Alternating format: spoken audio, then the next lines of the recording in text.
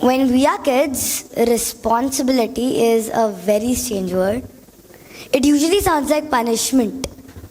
Responsibility often means who broke this, who forgot this, and my personal favorite, who told you to do this. And your biggest responsibility is to know the answer of this question, which adults love to ask.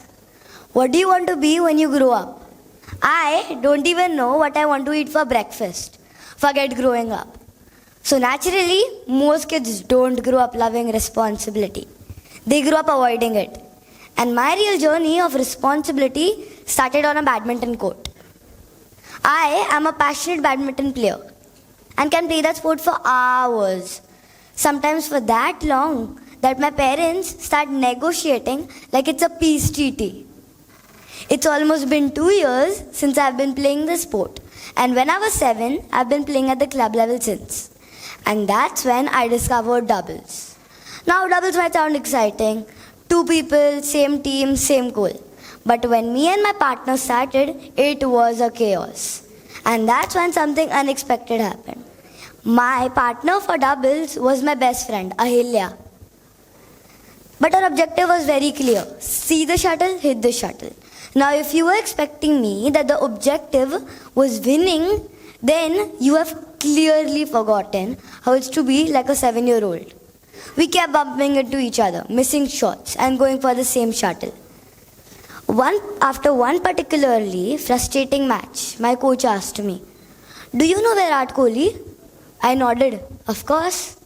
He said, "Did you know when India was losing the important matches, everyone blamed the pitch, the pressure, the players. But when Virat became the captain, he said something totally different. He said, if we lose, it starts with me." He didn't control every ball, neither every player, but he took responsibility for his own role, and that changed the team's mindset. Now, we are a team of responsibility. Then he looked at me and said, in doubles, you don't control the court. You don't control your partner. You control the court. And that was it. I had to own my space. Now, whether it's cricket, football, running or swimming, I don't just play to win. I play knowing my role. And that shift helped me win more than 10 trophies in the past year. But this lesson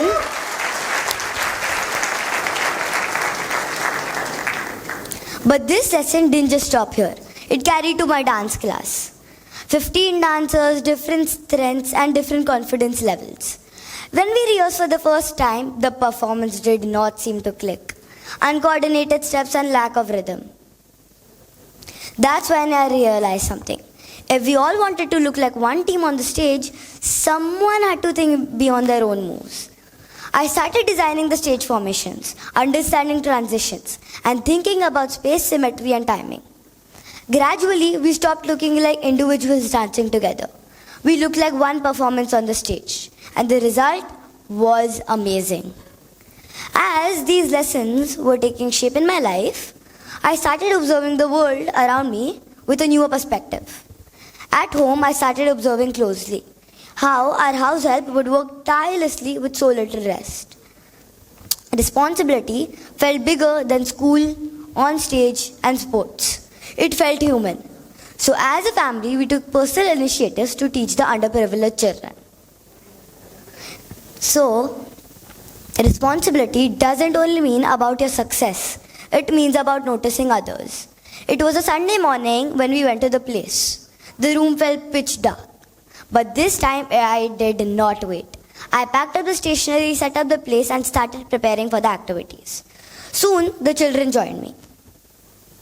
That's when I realized something powerful. Responsibility is contagious. And that's when something unexpected happened. I asked one 6-year-old girl the same question I've been asked my whole life. And the answer was heartbreaking. I asked her, "What do you want to be when you grow up?" She told me, "People like us don't think big." I held her hand and said, "Why? Dreams don't check your address before they visit." We talked about manifestation and believing in your dreams. So one day, this will all come true. I taught them how to make greeting cards from leftover paper, converting scraps into beautiful flowers. And at home, I started making my gemstone bookmarks using my tiny beads from our workshop. Art became my silent reminder that responsibility can also be beautiful. Now, looking forward into the future, I have one big responsibility bestowed upon me. The craft my family has been dedicated to since ages. This chapter truly belongs to my mother. She was the one who first placed gemstones in my hand and taught me about them patiently. Its color, its origin, and its character. This business is all about dealing with precious gemstones. And that's what my family has been doing since 9 generations. When I was 6, I was told, "You are the eldest. One day this will all be yours." I didn't completely understand it, but I felt proud. I felt proud that this is all going to be mine. One of the greatest challenges in our business is ensuring authenticity. Every gemstone must be genuine. Every promise must be honest. My dad would often take me and Alina, which we used to call serious discussions, and there he is sitting over there. We dreaded them equally, but I highly value them today because those discussions were not only about business alone, they were about integrity and long-term thinking. As I was grown up in that environment, I started observing the world around me with a newer perspective. As I was grown up in that environment, I started observing the world around me with a newer perspective. And I started writing my feelings about gemstones on a pen and paper. And here came this poem. When I was small, I loved to draw. But my love for jewelry started with an awe. My mom taught me about gems, one by one. From tanzanite to citrine, all shiny and fun. My birthstone is ruby, shiny and red. I got it on my 2nd birthday, I'm so glad. My knighthood is yellow, shiny and bright.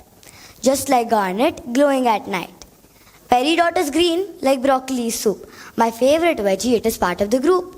I love sapphire. It's blue and cool. It matches with my school uniform. That's the rule. Smoky quartz is brown, rich and sweet. Like my Lindt chocolate, my favorite treat. Black, like spinel, shiny and new. It matches with my sports shoes for paddle too. I love jewelry. It's my favorite thing. Mom makes diamonds and dad makes gems that bling. I want to be a jeweler too one day, making kids jewelry in my own fun way. Now let's get back to the topic. Responsibility, I have learned, is not a burden. It is an invitation to say, this is my space and I will own it. And my final responsibility is being an elder sister. Alina is my 7-year-old sister. And she and I have probably had more arguments than the number of shuttlecocks I've hit in practice. So now I don't see her as a person who's demanding. I see her as a person who's discovering her own space. And I have learned how to protect mine without interfering into hers. And then there's my little brother Prithvi. No one taught me how to love him, but these lessons will help me guide him, support him, and teach him about responsibility one day too. Alina says she's slightly jealous. She's never seen a mature version of me. I think she's right. Well, I have a lifelong responsibility of being an elder sister to both my siblings, Alina and Prithvi Raj, who's 9 months old. And I think I'm doing a great job. Well, just don't ask them. Now that I've told you so much about responsibility, it is your responsibility to give a big round of applause for me.